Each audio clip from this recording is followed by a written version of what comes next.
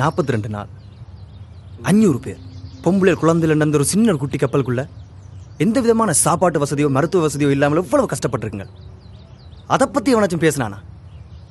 அரசியல்வாதிகளும் சேர்ந்து தமிழர் வந்து கனடாண்ட வளத்தை வந்து சுரண்ட வந்துட்டாங்க, சிஸ்டத்தை வந்து அட்வான்டேஜ் எடுக்கிறாங்கன்னு சொல்லி எவ்வளவு வலிவா பேசியிருப்பாங்க. நாங்க 3 லட்சம் பேருன்றதை மறந்துட்டாங்களா? இவங்களுக்கு காட்டணும். 3 லட்சம் தமிழ்கிட்ட பலத்தை இவங்களுக்கு காட்டணும். இவ்வளவு உணர்ச்சி வசப்பட்டு பேசுறீர். நீர் சிட்டிசன் எடுத்த எவ்வளவு காலம்? இன்னொரு 14 வருஷம்.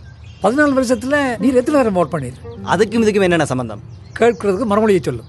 ஒருக்கா அதுவும் ஒரு தமிழால் ஒரு ஆள் கேட்டா போல. வார்த்தைக்கு வார்த்தை 3 லட்சம் பேர் இருக்கிறோம் என்று சொல்றீர்கள்.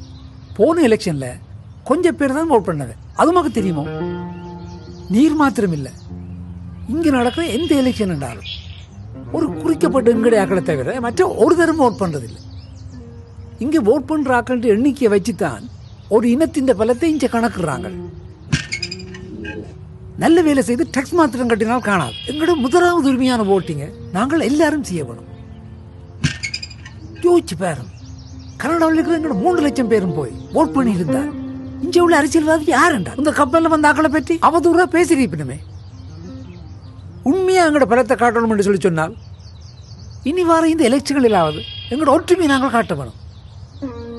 ஆறு கண்டு இல்லை, ஒவ்வொரு தமிழனும் ஓட் பண்ண வேணும். பிறகு தெரியும் எங்களோட பலம் எப்படி என்று சொல்லி.